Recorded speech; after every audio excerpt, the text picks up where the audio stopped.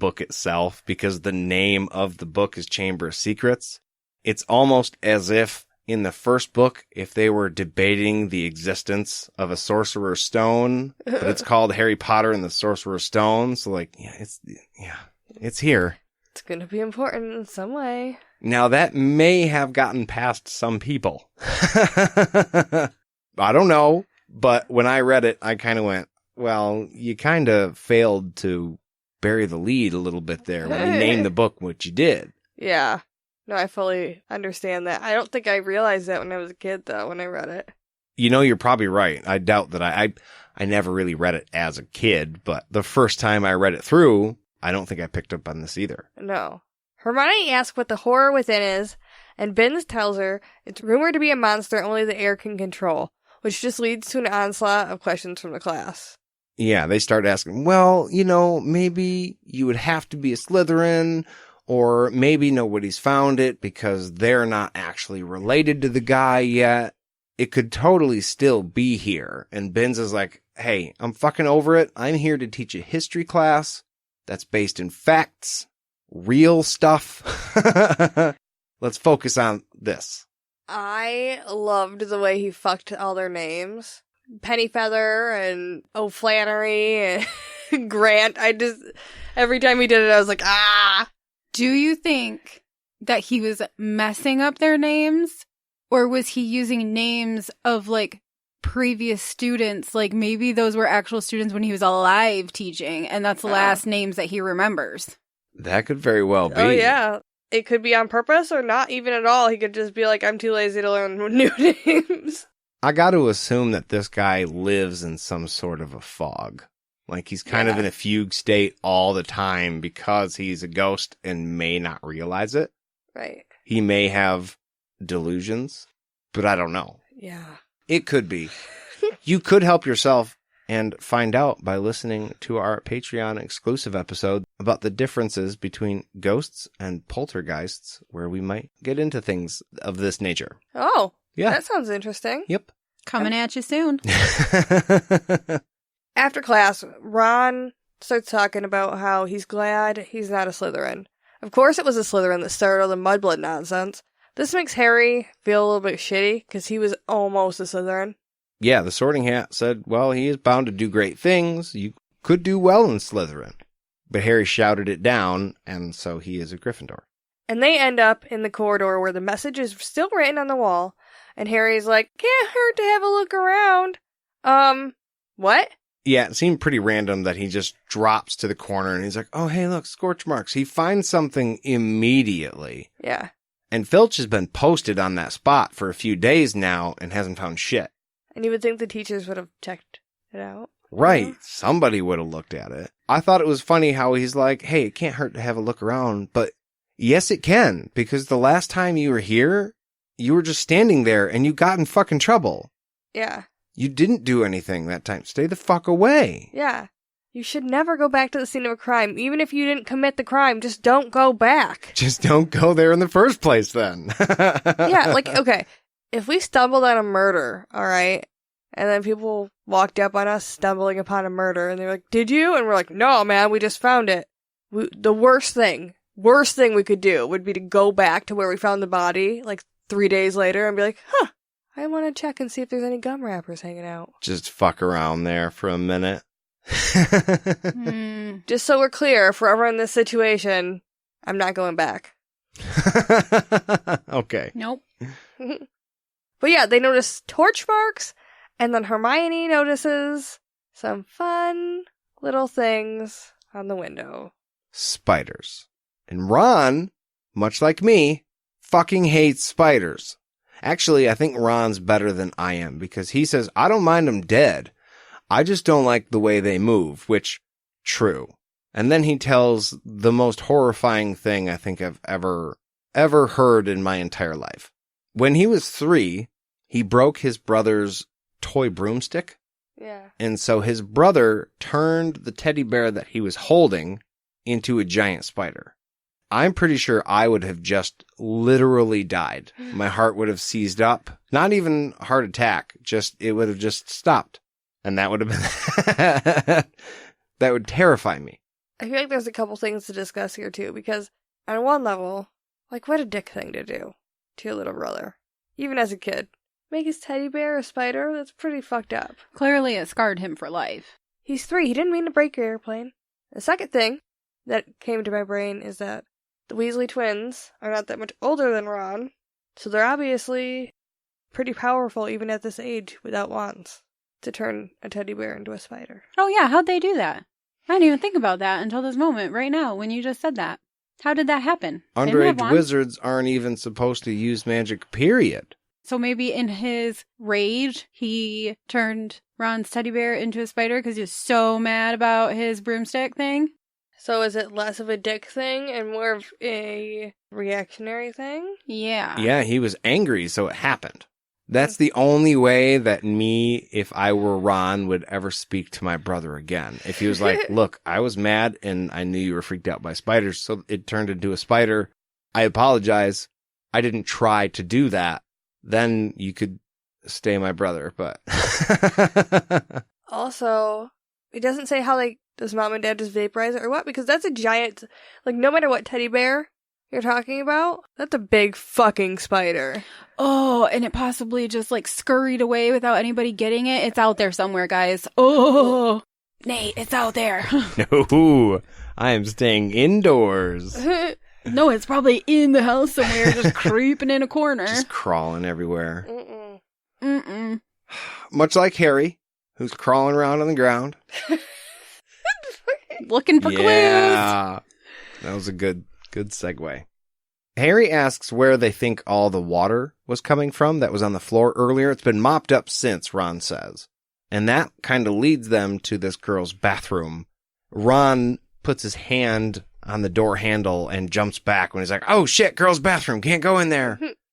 And Hermione is weirdly the first person to disregard the out of order sign. She's like, fuck it, it'll be fine. Nobody's in there. This is where Moaning Myrtle hangs out.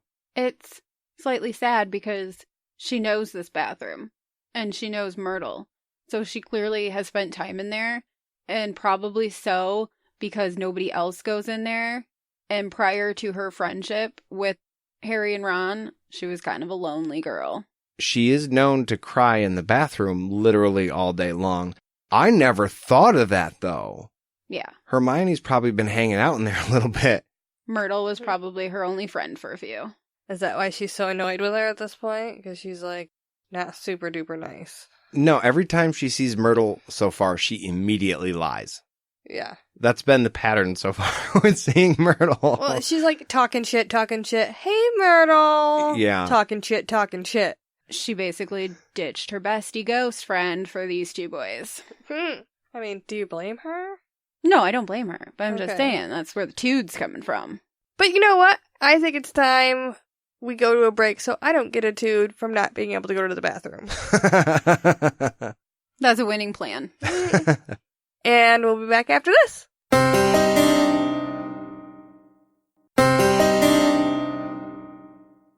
And we're back. Inside the girls' bathroom, they asked Moaning Myrtle if she saw anything out of the ordinary. She said she wasn't paying any attention that night.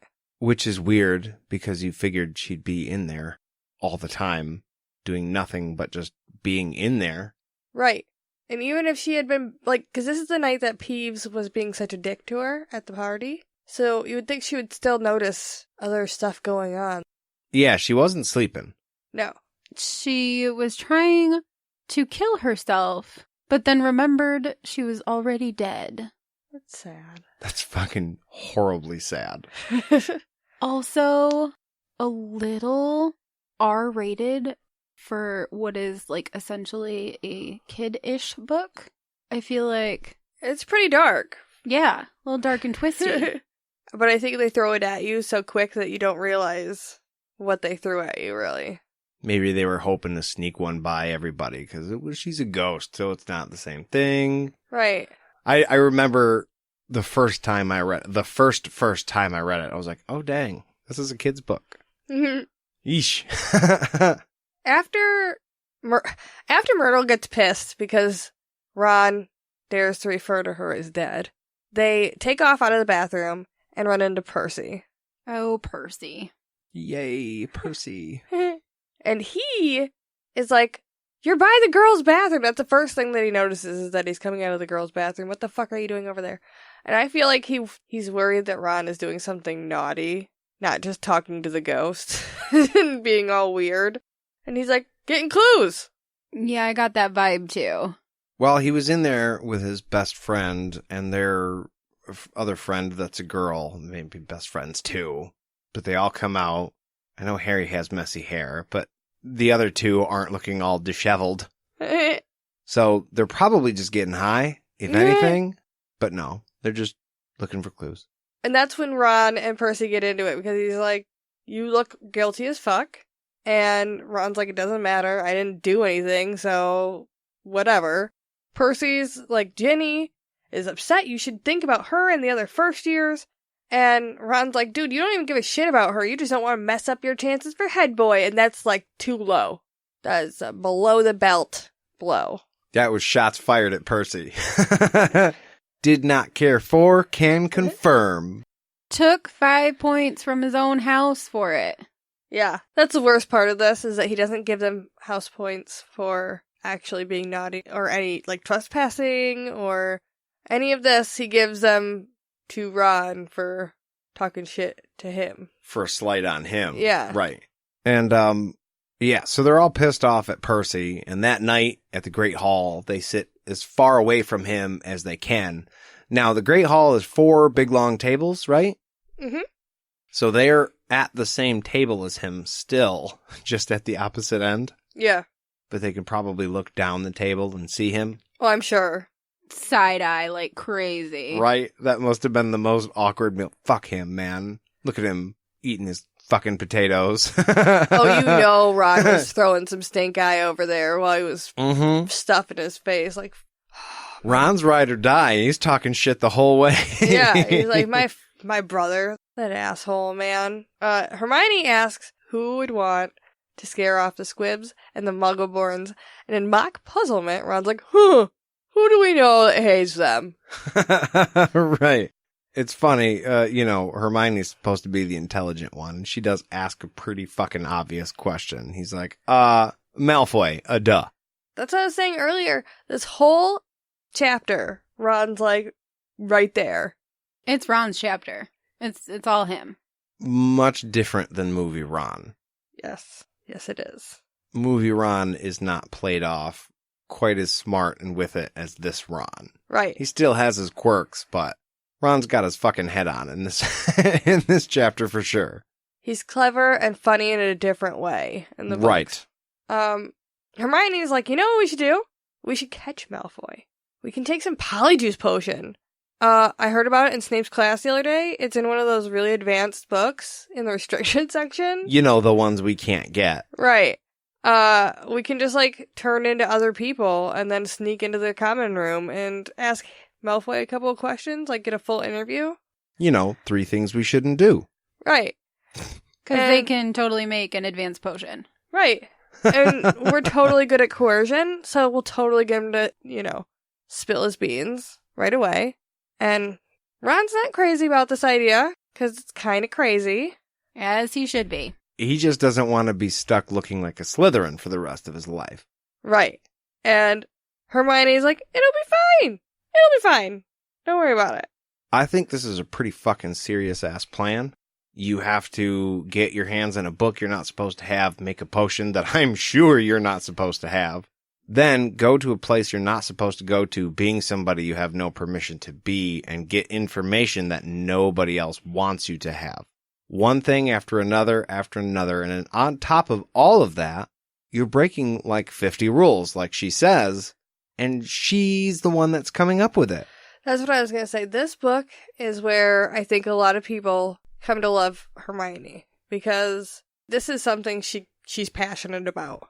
She is the one that decides we need to break 50 school rules and make Polyjuice potion, and we can, and we're going to. Because she's like freaking Nancy Drew. Girl is like crazy about a mystery, and she's going to solve it. Well, I think that this is a very, like, close to her heart issue, because it's about the Muggleborns. Oh, it affects her. But she thinks it's going to be difficult to get the recipe, It's in the restricted section, and you need written permission to get in there.